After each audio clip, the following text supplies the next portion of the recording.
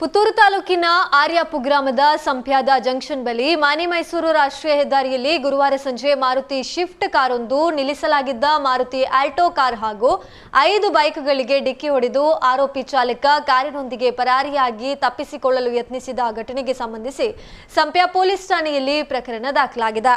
Swift car ಆರಂಭದಲ್ಲಿ ಡಿಕ್ಕಿ ಹೊಡೆದು ಗಾಯಗೊಂಡಿದ್ದ ಬೈಕ್ ಸಹಸವಾರ ಬಂಟ್ವಾಳದ ನಿವಾಸಿ ರವಿ ಬಿ ಅವರು ಘಟನೆಗೆ ಸಂಬಂಧಿಸಿ ಸಂಪ್ಯ ಪೊಲೀಸ್ ಠಾಣೆಗೆ ದೂರನ್ನ ನೀಡಿದ್ದಾರೆ.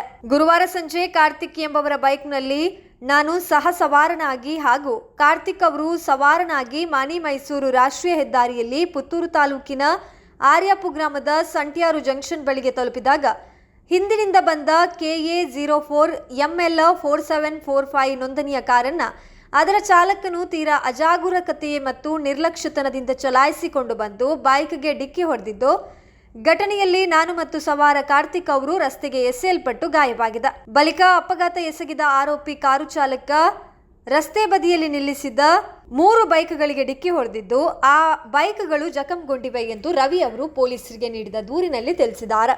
ಸಂಪ್ಯ ಠಾಣೆಯ ಪೊಲೀಸರು ಆರೋಪಿ ಕಾರು ಚಾಲಕನ ವಿರುದ್ಧ ಕಾಲಂ 281, 125A ಭಾರತೀಯ ನ್ಯಾಯ ಸಂಹಿತೆ 2023 ಮತ್ತು ಕಾಲಂ 134 AB IMV ಆಕ್ಟ್ನಂತೆ ಪ್ರಕರಣವನ್ನು ದಾಖಲಿಸಿಕೊಂಡಿದ್ದಾರೆ.